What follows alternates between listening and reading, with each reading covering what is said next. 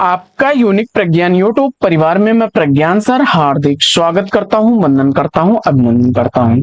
प्यारे साथियों, अगर आप टीएसटी पीएचडी जैसी प्रवक्ता LT grade UGC net JRF आदि विभिन्न प्रतियोगी परीक्षाओं की तैयारी कर रहे हैं तो बिल्कुल सही प्लेटफॉर्म पर हैं।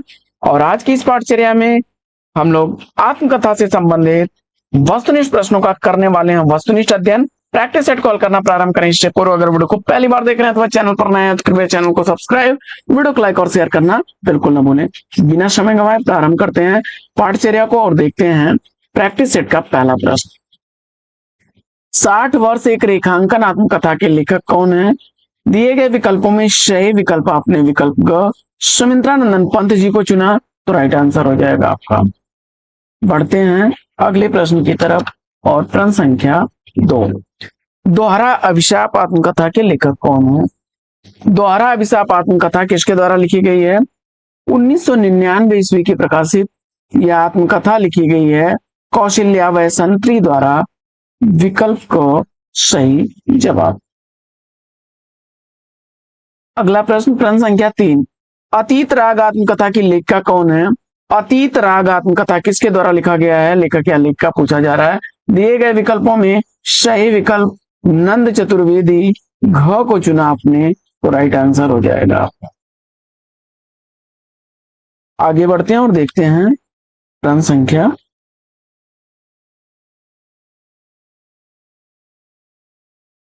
4।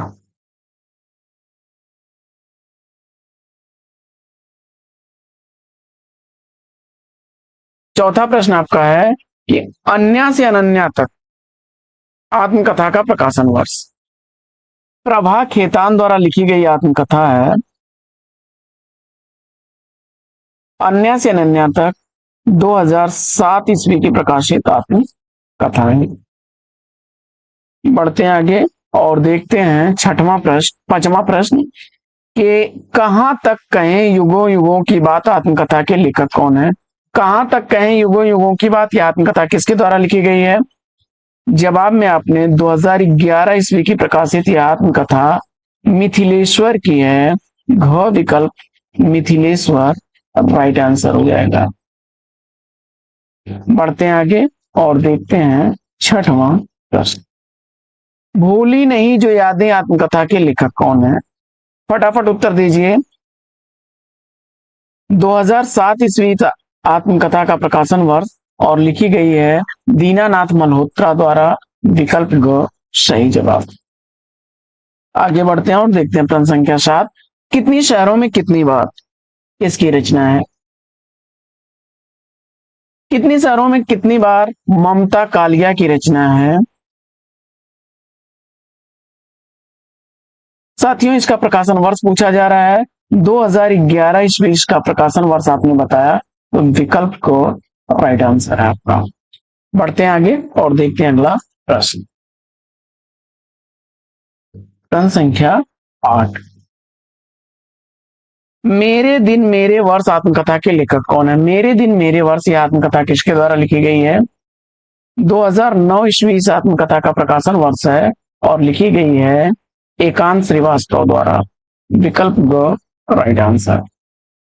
आगे बढ़ते हैं और देखते हैं अगला प्रश्न। 9वां प्रश्न है कि संतरे और संतरे आत्मकथा की लेखिका कौन है? संतरे और संतरे आत्मकथा लिखी गई है अनीता राकेश द्वारा। विकल्प को इस प्रश्न का सही जवाब है। आगे बढ़ते हैं और देखते हैं अगला प्रश्न। प्रश्न संख्या 10। धूप में नंगे पांव आत्मकथा के लेखक कौन है? धूप में नंगे पांव आत्मकथा किसके द्वारा लिखी गई है? दिए गए विकल्पों में सही विकल्प स्वयं प्रकाश की है 2019 ईस्वी की। बढ़ते हैं आगे और देखते हैं अगला प्रश्न। प्रश्न संख्या 12।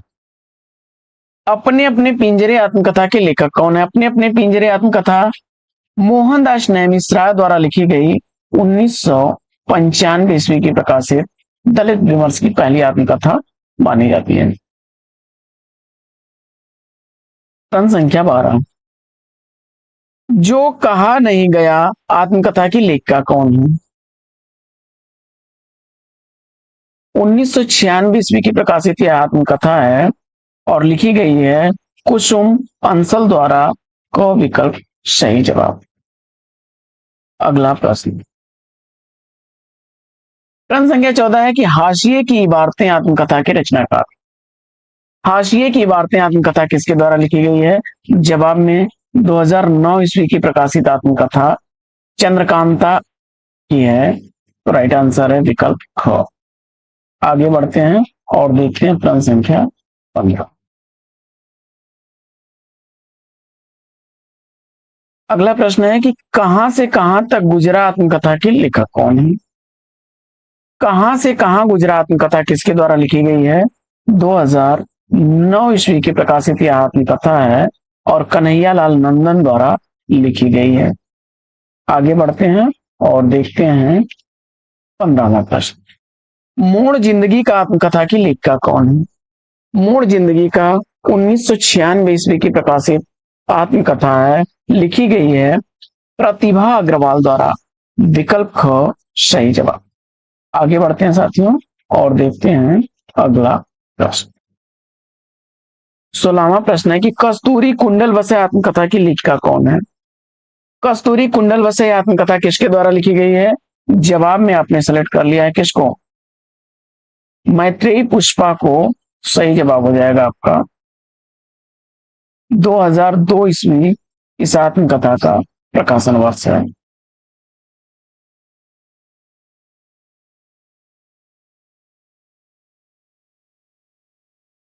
अगला प्रश्न है कि बेवक्त गुजर गया माली आत्मकथा का प्रकाशन वर्ष क्या है? बेवक्त गुजर गया माली आत्मकथा किसके द्वारा लिखी गई है?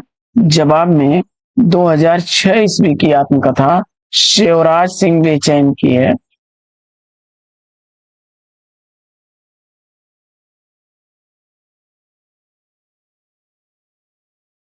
आगे बढ़ते हैं और देखते हैं अगला प्रश्न।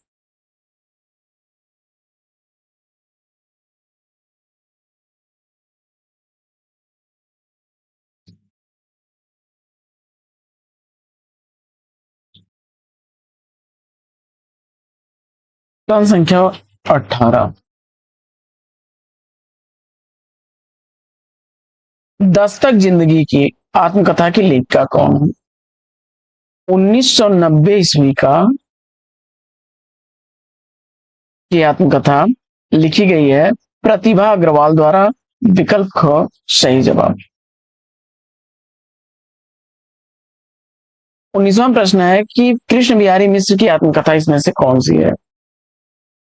2008 ईस्वी की प्रकाशित आत्मकथा इसमें सागर से इस पार से उस पार तक। विकल्प ग सही जवाब। अगला प्रश्न है,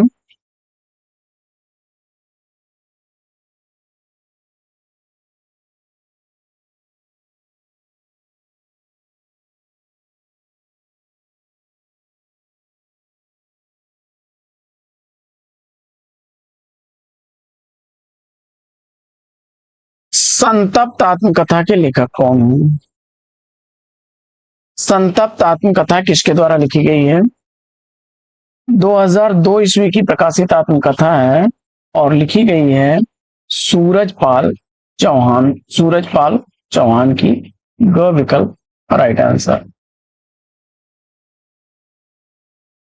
बढ़ते हैं आगे और देखते हैं अगला प्रश्न कि आरोह अवरोह आत्मकथा की लेखिका कौन है? आरोह अवरोह आत्मकथा 2017 ईस्वी की प्रकाशित आत्मकथा है और इस आत्मकथा की लेखिका है सुमन वेदी।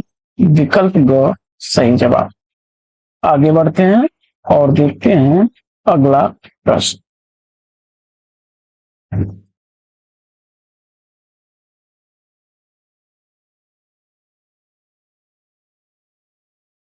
पद्मा सचदेव की आत्मकथा कौन सी है? पद्मा सचदेव की आत्मकथा इसमें से कौन सी है? 1999 ईस्वी की प्रकाशित आत्मकथा बूढ़ बावड़ी है। विकल्प को सही जवाब। अगला प्रश्न,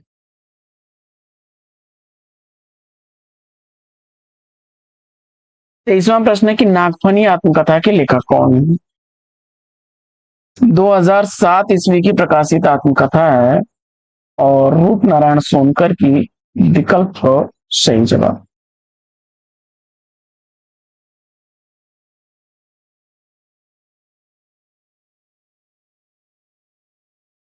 24वां प्रश्न है कि मेरे जीवन की बाइबिल आत्मकथा के लेखक कौन है। मेरे जीवन की बाइबिल आत्मकथा, यह भी 2007 ईस्वी की प्रकाशित आत्मकथा रूप नारायण सोनकर की है। बढ़ते हैं आगे और देखते हैं अगला प्रश्न।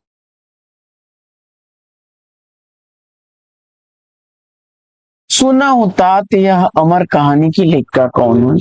सुना हूं तात यह अमर कहानी शिवानी द्वारा लिखी गई 1999 ईस्वी की प्रकाशित आत्मकथा है।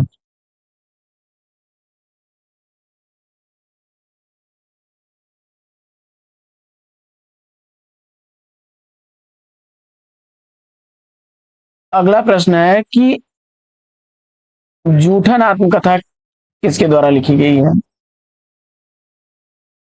1997 ईस्वी की प्रकाशित यह आत्मकथा ओम प्रकाश वाल्मीकि की है। विकल्प को सही जवाब। बढ़ते हैं आगे और देखते हैं अगला प्रश्न।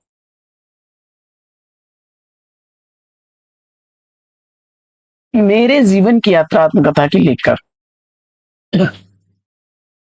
1956 ईस्वी की प्रकाशित यह आत्मकथा जानकी देवी बजाज की है। विकल्प का सही जवाब। आगे बढ़ते हैं और देखते हैं अगला प्रश्न।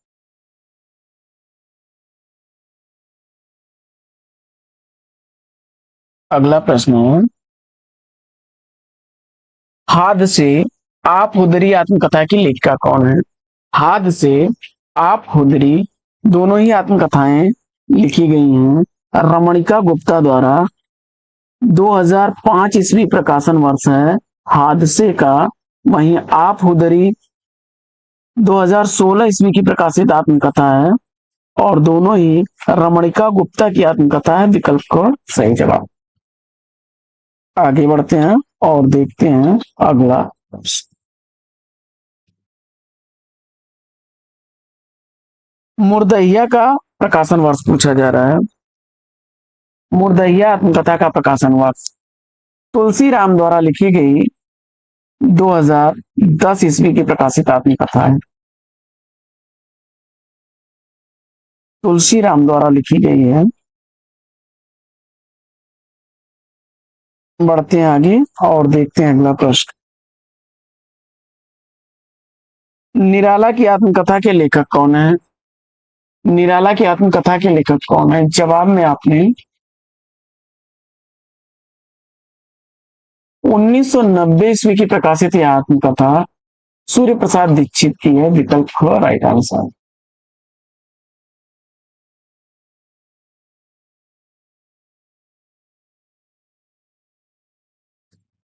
31वां प्रश्न है कि अपनी जमीन अपना आसमां आत्मकथा किसकी है। 2017 ईस्वी की प्रकाशित यह आत्मकथा है और लिखी गई है यह किसके द्वारा। रजनी तिलक।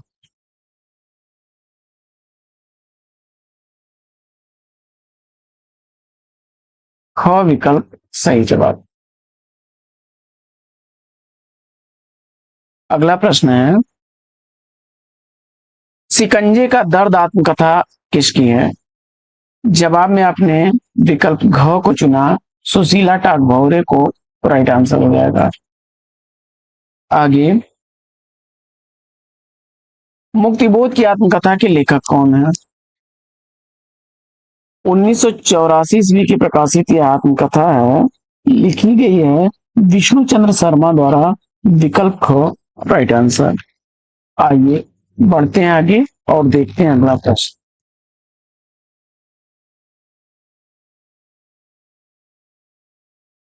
घुटन आत्मकथा के लेखक कौन है। 34वें प्रश्न का सही जवाब 2005 ईस्वी की प्रकाशित यह आत्मकथा है और घुटन आत्मकथा रमाशंकर आर्य द्वारा लिखी गई है। घ विकल्प सही जवाब।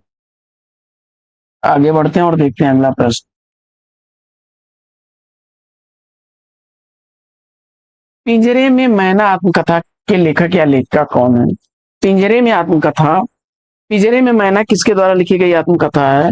और इस प्रश्न का जवाब आपने सेलेक्ट किया होगा किसको? विकल्प ख को सही जवाब के साथ है 2008 ईस्वी की प्रकाशित चंद्र किरण सोनरेखा की यह रचना है। प्रश्न संख्या 36।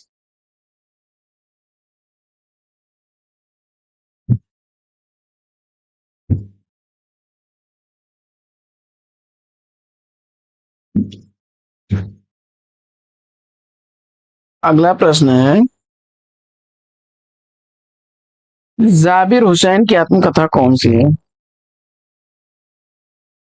तो रेत पर खेमा, विकल्प ख सही जवाब।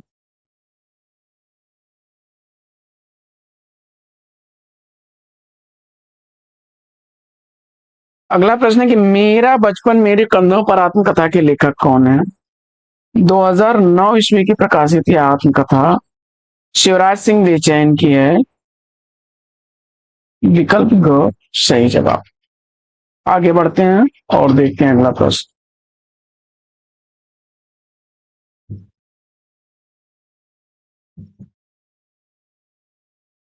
अगला प्रश्न है कि हिंदी की पहली महिला आत्मकथा लेखिका कौन है? हिंदी की पहली महिला आत्मकथा लेखिका कौन है? मेरी जीवन यात्रा नाम से 1956 ईस्वी में मेरी जीवन यात्रा नाम से आत्मकथा लिखी थी जानकी देवी बजाज ने, विकल्प ख सही जवाब। अगला प्रश्न, यूं ही जिया आत्मकथा के लेखक कौन है? 2007 ईस्वी की प्रकाशित देवेश ठाकुर की रचना आत्मकथा है, विकल्प ग सही जवाब। अगला प्रश्न है, झोपड़ी से राजभवन तक आत्मकथा किसकी है? माता प्रसाद द्वारा लिखी गई 2002 ईस्वी की प्रकाशित आत्मकथा है।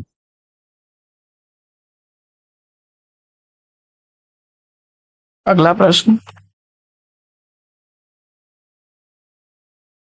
सुनीता जैन की आत्मकथा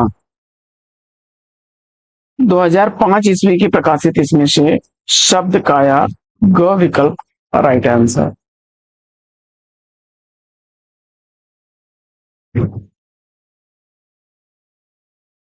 आगे बढ़ते हैं और देखते हैं अगला प्रश्न, जोखिम आत्मकथा के लेखक कौन है? 2009 ईस्वी की प्रकाशित यह आत्मकथा है और लिखी गई है हृदयेश द्वारा, विकल्प को सही जवाब।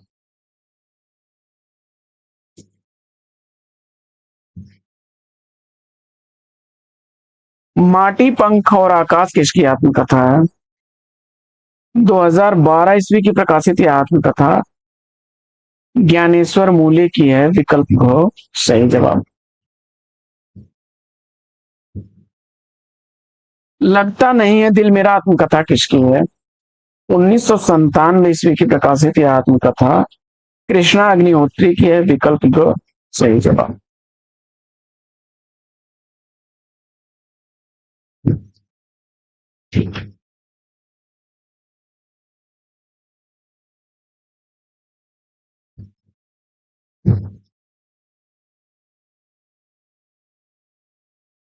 अगला प्रश्न है कि एक कहानी है अभी आत्मकथा की लेखक कौन है? एक कहानी है अभी आत्मकथा 2007 ईस्वी की है, मन्नू भंडारी की। आगे बढ़ते हैं और देखते हैं अगला प्रश्न,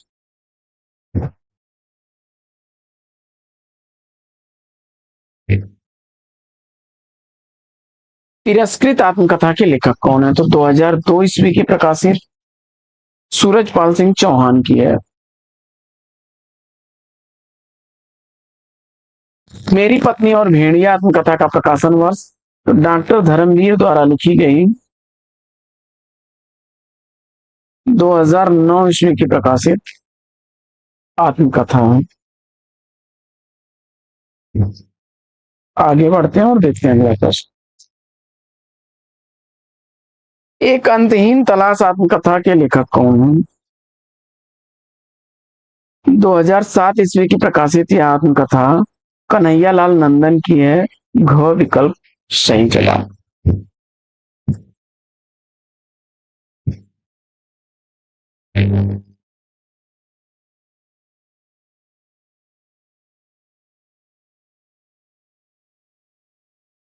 बढ़ते हैं आगे और देखते हैं अगला प्रश्न।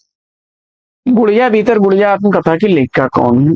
गुड़िया भीतर गुड़िया आत्मकथा किसके द्वारा लिखी गई है?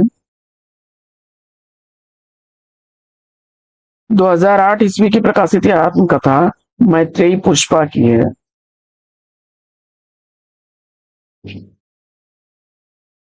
मणिकर्णिका आत्मकथा के लेखक कौन है? मणिकर्णिका आत्मकथा किसके द्वारा लिखी गई है? जवाब में 2013 ईस्वी की प्रकाशित यह आत्मकथा तुलसीराम की है। ख विकल्प सही जवाब। साथियों,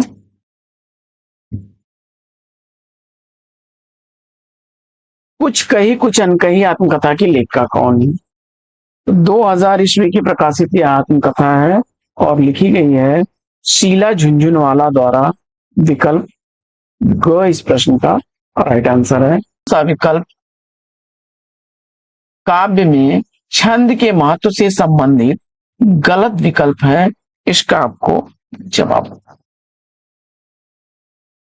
और इस प्रश्न का राइट आंसर आपने चयनित कर लिया होगा। देखिए, छंद मानवीय भावनाओं को झंकृत करते हैं, छंद में स्थायित्व होता है और छंद में हृदय को सौंदर्य बोध होता है, यह सही है। लेकिन छंद सरस न होने के कारण मन को भाते नहीं, पहला ही कथन इसका सही नहीं है। ये DSSB PhD का पूछा गया प्रश्न है। बढ़ते हैं आगे और देखते हैं क्रम संख्या। दूसरा प्रश्न आपका है कि छंद शास्त्र के प्रणेता आचार्य माने जाते हैं। तो आप जानते हैं छंद शास्त्र के प्रणेता आचार्य कौन है? पिंगल मुनि है। इसी कारण से इसे पिंगल शास्त्र भी कहा जाता है। छंद शास्त्र को पिंगल शास्त्र भी कहा जाता है।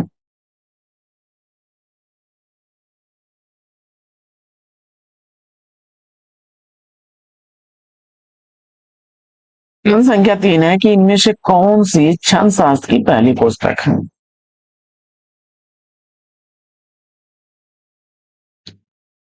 पिंगल द्वारा लिखी गई छंद सूत्र, विकल्प 20 का सही जवाब हो जाएगा।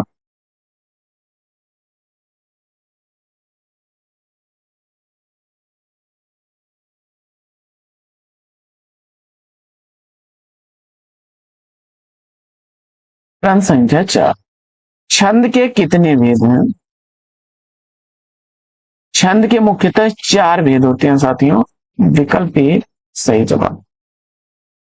वर्णिक छंद, मात्रिक छंद, वर्णिक वृत्त छंद और मुक्त छंद।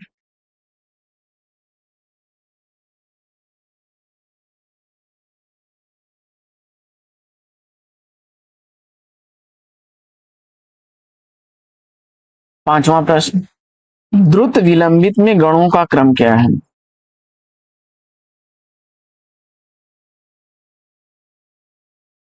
तो 12 वर्ण होते हैं इसमें, और इसमें नगण, नगण, भगण, फिर भगण होता है और इसके बाद रगण होता है।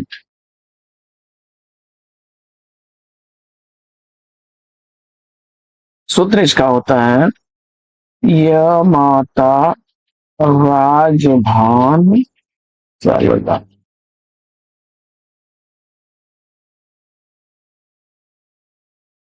यमाता राजभान सलगा।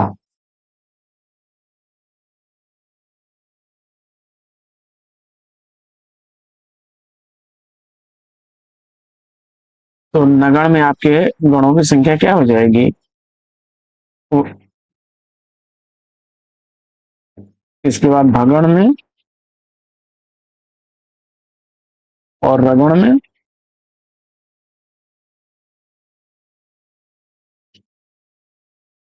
राजभा, ये सूत्र बनेगा ना, राजभा। भगण में भा,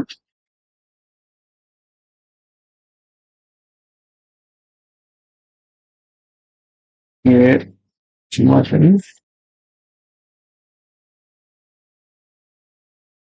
भगण में क्या बनेगा?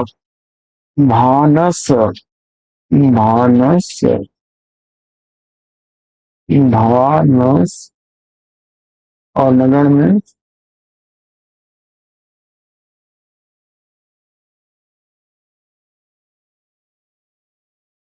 आइए बढ़ते हैं आगे और देखते हैं अगला प्रश्न। छंद के अंगों के आधार पर गण किसे कहते हैं? तीन वर्णों का समूह गण कहलाता है, जिस पर चर्चा कर रहे थे हम। गणों की संख्या क्या है? गणों की जो संख्या है वह 8 होती है, और इन 8 में अभी सूत्र हम लोग या माता, राजभान, तलगा, यस से यगण, म से मगण, ट से तगण, र से रगण, ज से जगण, भ से भगण, न से नगण, और स से शगण।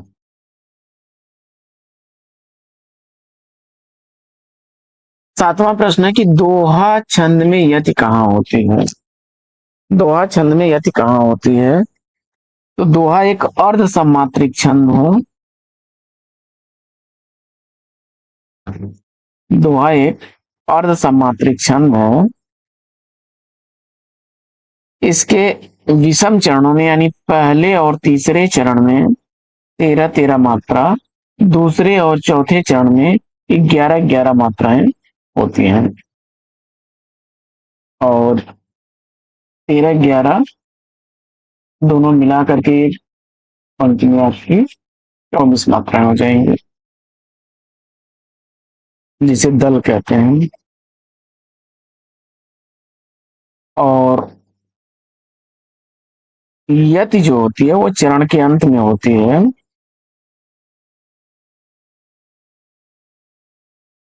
तो चरण के अंत में विकल्प बी को चुना तो राइट आंसर। अगला प्रश्न है कि छंद की हर पंक्ति में चरण या रिक्त स्थान क्या कहा जाता है? तो पाद कहते हैं, विकल्प ए राइट आंसर। अगला प्रश्न है छंद में संबंधित गणों की सही संख्या क्या है?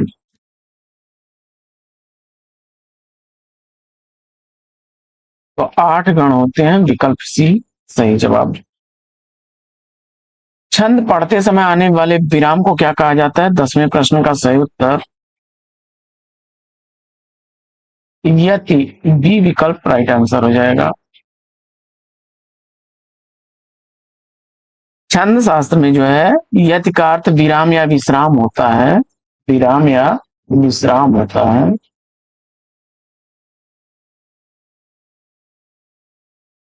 11वां प्रश्न है कि चरण में वर्णों की संख्या कम से अधिक के आधार पर इन वर्णित छंदों का सही अनुक्रम बताना है।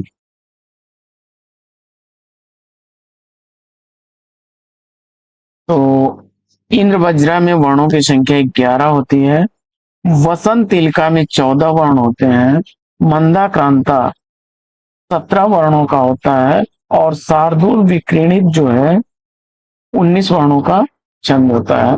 11, 14, 17, 19, डी विकल्प ही इसका राइट आंसर है। बढ़ते हैं आगे और देखते हैं अगला प्रश्न कि अराति सैन्य सिंधु में सुवाड वाग्नि से जलो प्रवीर हो जई बनो बढ़े चलो बढ़े।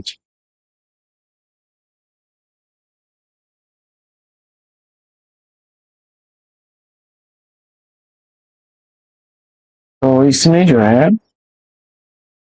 जगण, रगण, फिर जगण, फिर रगण, फिर जगण और इसके बाद अंत में गुरु है आपका। तो विकल्प ए सही जवाब हो जाएगा।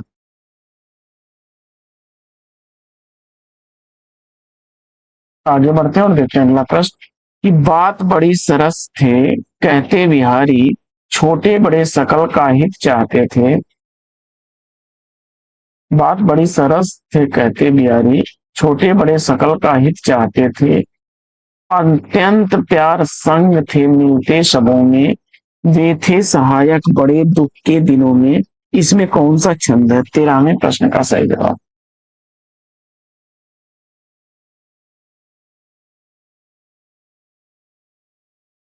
तो वसंत तिलका विकल्प ए को चुना आपने तो राइट आंसर है। वसंत तिलका वर्ण जो है 14 वर्ण होते हैं इसमें, और जिसमें सगण, फिर भगण, फिर जगण, फिर जगण और 2 गुरु होते हैं। अगला प्रश्न वसंत तिलका का दूसरा नाम पूछा जा रहा है।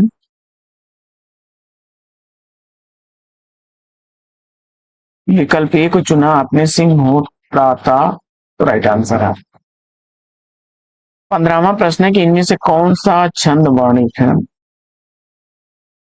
सवैया छंद बी विकल्प राइट आंसर। 16वां प्रश्न है कि वर्णिक गणों में किसका विचार होता है?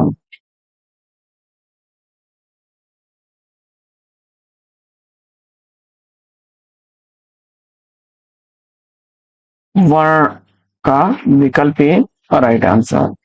वर्णिक छंदों में गण कितने प्रकार के होते हैं? तो अभी हम लोग चर्चा कर रहे थे, गणों की संख्या 8 होती है। अगला प्रश्न है कि निम्न में से सममात्रिक छंद का उदाहरण कौन सा है?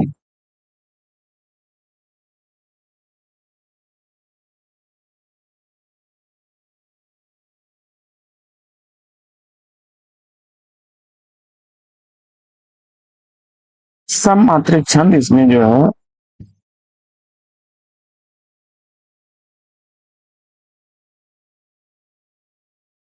चौपाई है, विकल्प सी राइट आंसर।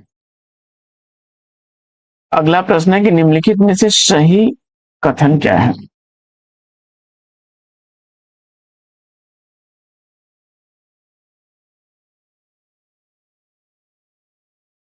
उल्लाला मात्रिक छंद है, विकल्प ए राइट आंसर।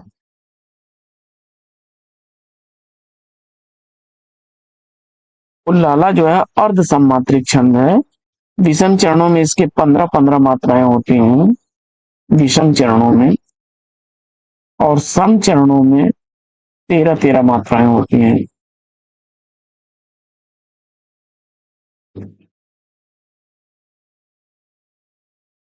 अगला प्रश्न है कि सब मात्रिक मात्रिक छंदों में मात्रा कितने प्रकार की होती है? ह्रस्व और दीर्घ, विकल्प बी को चुना तो राइट आंसर। अगला प्रश्न है कि मात्रिक अर्ध सम जाति का छंद है। जवाब में दोहा, विकल्प बी को चुना तो राइट आंसर। अगला प्रश्न है कि निम्न में से कौन मात्रिक छंद है? प्रश्न संख्या 22 का सही जवाब। विकल्प डी को चुना आपने सभी तो राइट आंसर। अगला प्रश्न है कि केवल मात्रिक छंद का विकल्प निम्न में से कौन सा है?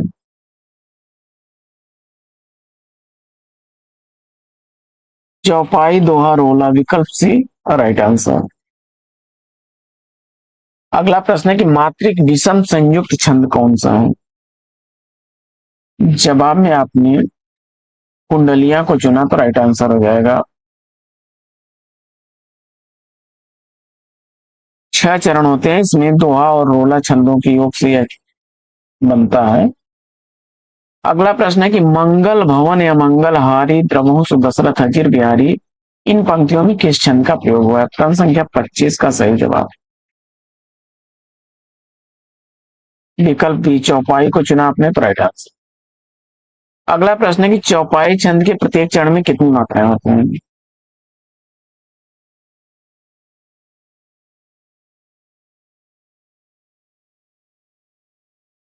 16 मात्रा, बी विकल्प राइट आंसर। आगे, दामिनी दमक रही घन माही खल के प्रति जथा थिर नाही, इन पंक्तियों में कौन सा छंद है? और 27वें का सही जवाब चौपाई छंद, सी विकल्प को चुना आपने तो राइट आंसर है। 28वां प्रश्न है कि रामचरितमानस नामक महाकाव्य की रचना शैली क्या है? तो दोहा चौपाई शैली में लिखा गया है, ए विकल्प सही जवाब। आगे, जो मात्रिक समछंद है प्रत्येक चरण में 16 मात्राएं होती हैं, उसे क्या कहते हैं? चौपाई छंद, ए विकल्प राइट आंसर। अगला प्रश्न है कि वह सब मात्रिक छंद जिसके प्रत्येक चरण में 24-24 मात्राएं हों तथा प्रत्येक चरण में 11वीं और 13वीं मात्रा पर यति होती है, वह कौन सा छंद कहलाएगा? और क्रम संख्या 30 का सही जवाब रोला छंद, ए विकल्प राइट आंसर। अगला प्रश्न है कि छंद का नाम बताइए। नीलांबर परिधान हरित पट पर सुंदर है, सूर्य चंद्र युग मुकुट मेखला रत्नाकर है, नदियां प्रेम प्रवाह फूल तारा मंडल है, बंदी जन खग बिंद शेष फन सिंहासन।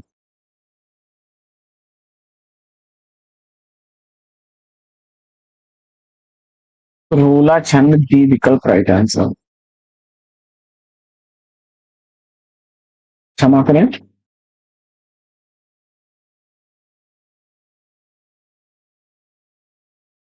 जो रोला है यह सम मात्रिक छंद होता है।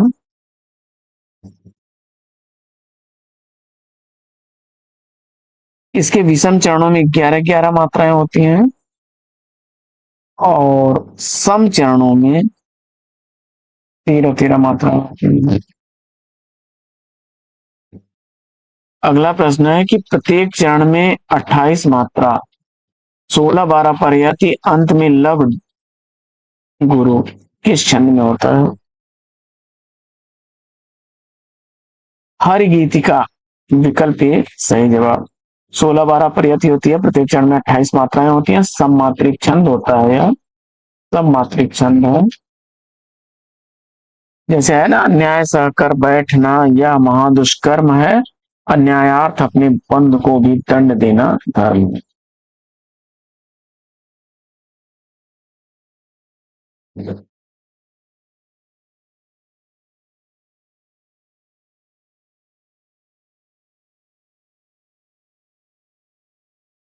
अगला प्रश्न, अन्याय सहकर बैठना यह महादुष्कर्म है, न्यायार्थ अपने बंधु को भी दंड देना धर्म है, इस तत्व पर ही कौरवों से पांडवों का रण हुआ, जो नव्य भारतवर्ष के कल्पांत का कारण हुआ, ने कौन सा छंद है?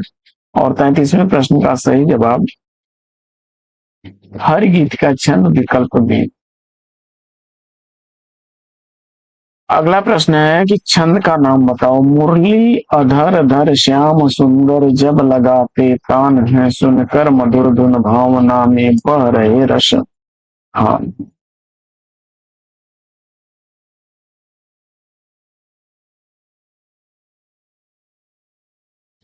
हर गीत का छंद, बी विकल्प राइट आंसर। अगला प्रश्न है कि मंगल भवन या मंगल हरणी तुलसी कथा रघुनाथ की, इसमें क्या है, कौन सा छंद? क्षमा करें, मंगल करनी कलिमल हरणी, मंगल करनी कलिमल हरणी तुलसी कथा रघुनाथ की हर गीत का छंद का उदाहरण है, बी विकल्प राइट आंसर। आगे, हम जो कुछ देख रहे हैं सुंदर है सत्य नहीं, यह दृश्य जगत भाषित है बिन कर्म शिवत्व नहीं, उपयुक्त काव्य पंक्तियों में निम्नलिखित में से कौन सा छंद है? 36वें प्रश्न का सही जवाब आपने विकल्प ए को चुन लिया, राइट आंसर हो जाएगा। अगला प्रश्न है कि दोहा किस प्रकार का छंद है? अर्ध सम्मात्रिक छंद, सी विकल्प राइट आंसर हो जाएगा। इसके पहले और तीसरे चरण में जो है 13-13 मात्रा होती है। दूसरे और चौथे चरण में 11-11 मात्रा होती है। दोहा के प्रथम चरण में मात्राओं की संख्या पूछा जा रहा है। सी विकल्प अगर चुना आपने तो राइट आंसर हो जाएगा। आइए बढ़ते हैं आगे और देखते हैं अगला प्रश्न।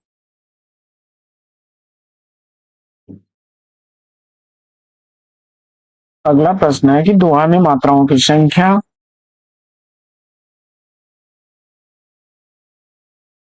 तो 24 मात्राएं होती हैं, 13 और 11 के योग से 24 बनेंगी।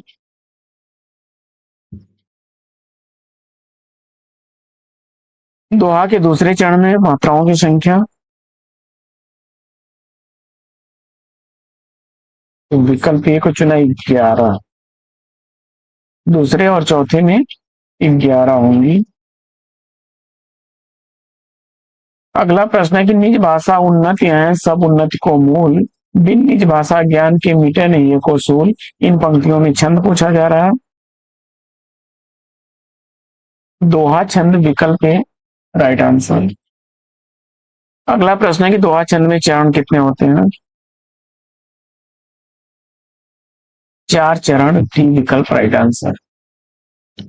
अगला प्रश्न है कि श्री गुरु चरण सरोज रजनी मन मुकुर सुधार, वर्णो रघुवर विमल जसु जो दायक फल चार।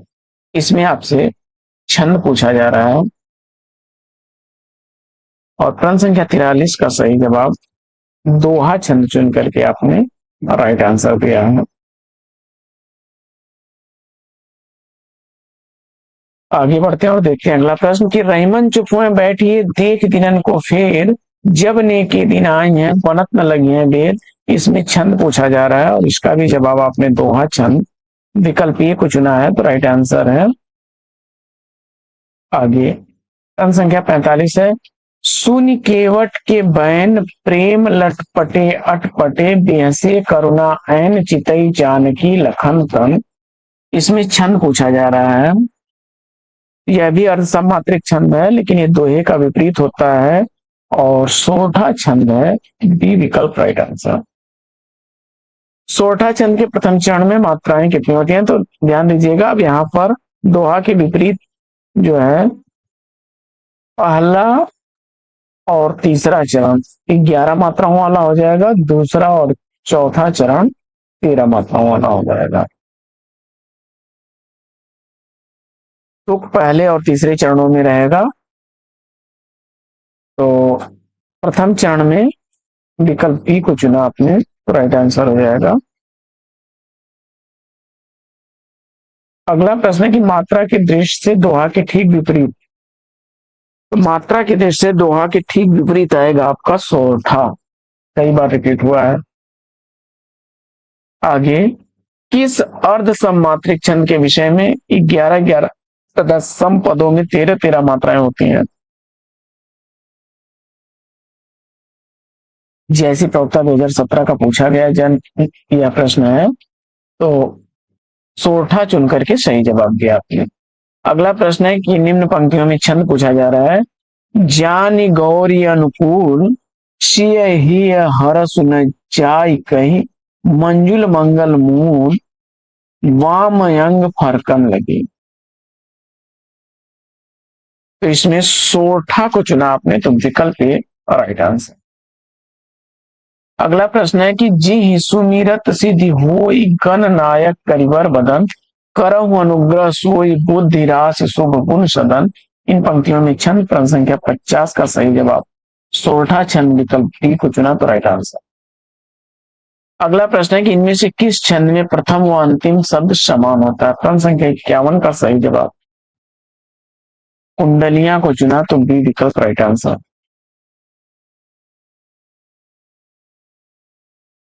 अगला प्रश्न है कि कुंडलियां छंद किन दो छंदों से मिलकर बना है।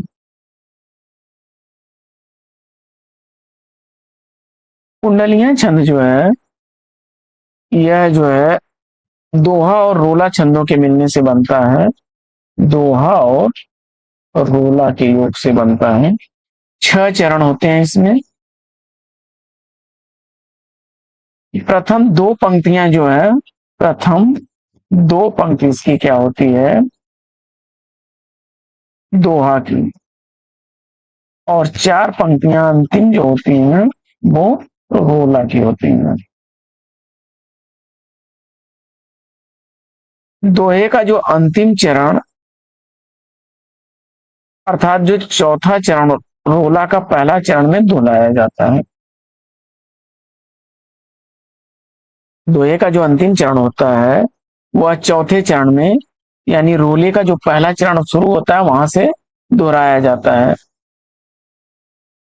और दोहे का जो पहला शब्द होता है वह रोले के अंत में आता है। दोहे का प्रथम शब्द जो है रोला के अंत में आता है। 24 मात्राएं होती हैं। अगला प्रश्न है कि कुंडलियां में कितने चरण होते हैं, तो 6 चरण, अभी चर्चा हुई इस पर। अगला प्रश्न है कि मैं राज्य की चाह नहीं करूंगा, है जो तुम्हें इष्ट वही करूंगा, संतान जो सत्यवती जनेगी, राज्य अधिकारी वही बनेगी। इसका उदाहरण है, जवाब में आपने विकल्प ए को चुना तो राइट आंसर हो जाएगा।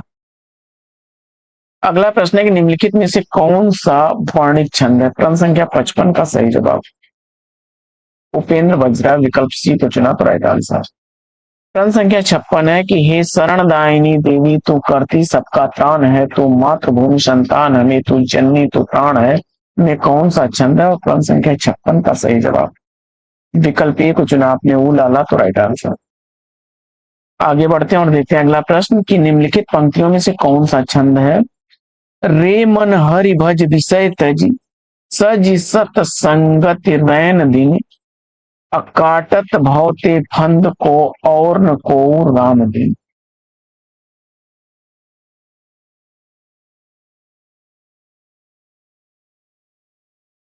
सही जवाब क्या होगा, उल्लाला छंद, विकल्प डी सही जवाब।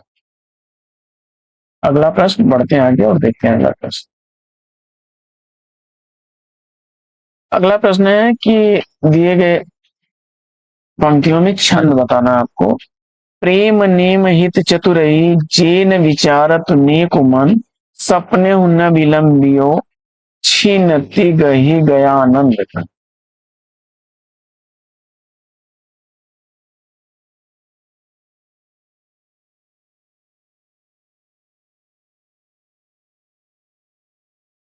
और इस प्रश्न का जवाब आपने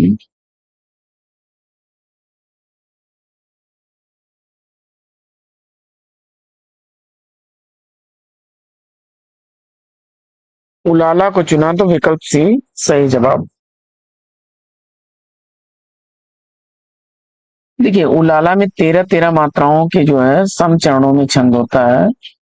उलाला 15-15 मात्राओं का विषम चरणी छंद भी होता है।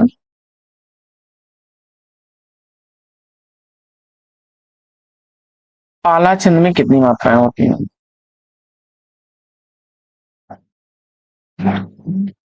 31। आला छंद में 31। इसे वीर छंद भी कहा जाता है, आला छंद को वीर छंद भी कहा जाता है।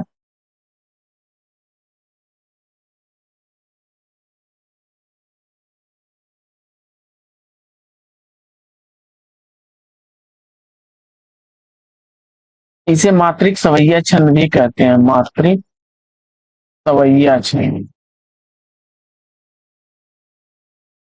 अगला प्रश्न है कि या लकुटी अरु कामरिया पर राज्य तिहु पुर को तजिडारो, इनमें छंद पूछा जा रहा है और जवाब में आपने सवैया छंद चुना तो राइट आंसर। अगला प्रश्न है कि नी ही महाब्रज भाषा प्रवीण और सुंदर तानी को भेद को जाने, भाषा प्रवीण सुछंद सदा रहे, सो घन जी के कवित्व बख। कवि प्रशस्ति में लिखा गया सवैया किसका है, ब्रजनाथ, विकल्प ए को चुना आपने तो राइट आंसर। घनानंद के संदर्भ में लिखा गया है। निम्न में से कौन सा वर्णित छंद है, क्रम संख्या 62 का सही जवाब सवैया। अगला प्रश्न है बरवय छंद है, वर्वय छंद आपका जो है अर्ध समात्रिक छंद है, बी विकल्प सही जवाब। इसके विषम चरणों में 12-12 और सम चरणों में 7-7 मात्राएं होती हैं। अगला प्रश्न है कि जिस छंद के प्रथम और तृतीय चरण में 12-12 मात्राएं एवं द्वितीय और चतुर्थ चरण में 7-7 मात्राएं होती हैं, साथ ही सम चरणों के अंत में जगण होता है, वह छंद पूछा जा रहा है कौन सा होगा। तो जवाब में आपने वर्वय छंद विकल्प बी को चुना, तो राइट आंसर। अगला प्रश्न है कि अवधि का निजी छंद पूछा जा रहा है आपसे। अवधि का निजी छंद वर्वय विकल्प ए राइट आंसर। आगे, अवधि शिला का उस पर था गुरुभार, तिल तिल काट रही थी दृग जलधार, उदाहरण में प्रयुक्त छंद पूछा जा रहा है, वर्वय छंद का उदाहरण है। अगला प्रश्न है सरसी छंद होता है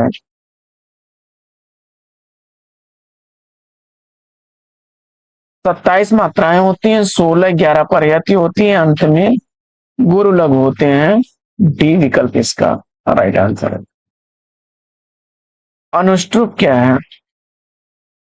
एक छंद है, विकल्प ए राइट आंसर। अगला प्रश्न है कि घनाक्षरी में कौन सा छंद है? क्रम संख्या 69 का सही जवाब मात्रिक छंद विकल्प ए को चुना आपने, क्षमा करें, घनाक्षरी पूछा जा रहा है कौन सा छंद है, तो घनाक्षरी वर्णित छंद होता है, बी विकल्प इसका राइट आंसर बनेगा। घनाक्षरी वर्णित छंद है। इसे मनहरण कव्वित भी कहते हैं। 31 वर्ण होते हैं इसमें और अंत में गुरु होता है।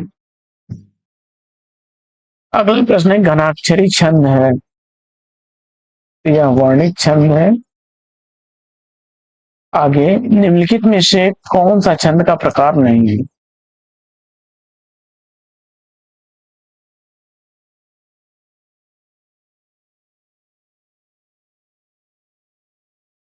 तो दृष्टांत अलंकार का उदाहरण है, विकल्प के राइट आंसर।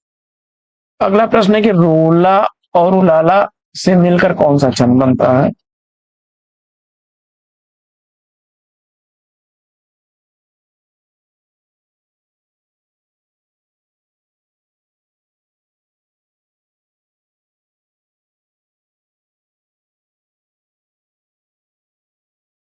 छप्पय, बी विकल्प राइट आंसर हो जाएगा।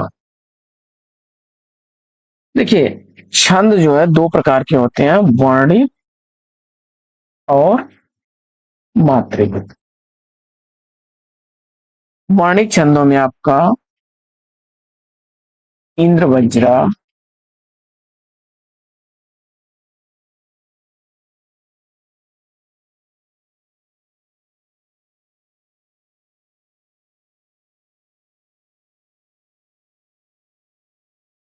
शालिनी, उपेंद्र वज्रा, इसमें 11 वर्ण होते हैं। इसी तरह से शार्दुल, विक्रीडित, इसमें 19 वर्ण होते हैं। द्रुत विलंबित,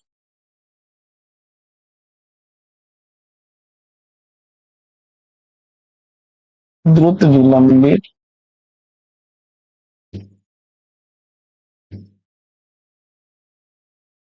12 वर्ण होते हैं। मालिनी,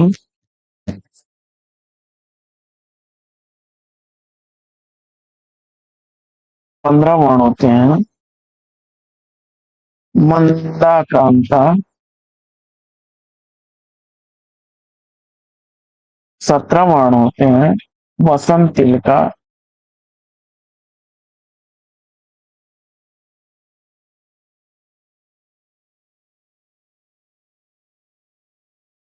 चौदह वर्ण होते हैं।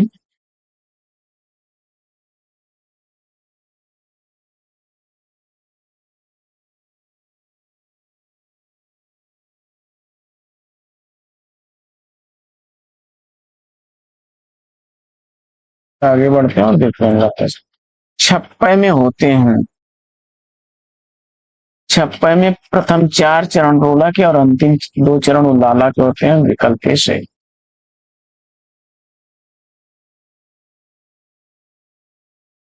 किस छंद में 4 चरण से अधिक होते हैं?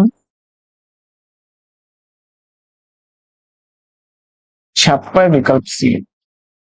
अगला प्रश्न है कि निराला के अनुसार हिंदी में मुक्तक काव्य किस छंद की बुनियाद पर सफल हो सका?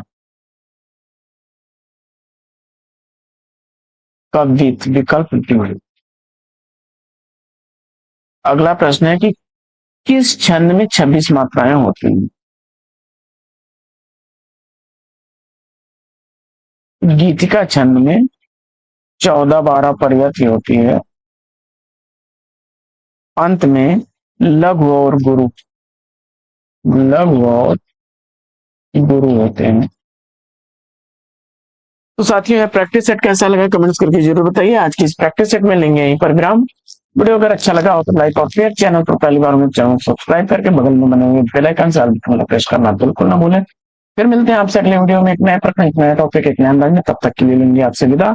आपका जीवन मंगलमय हो, बेस्ट से बेस्ट आप लोग। जय हिंद।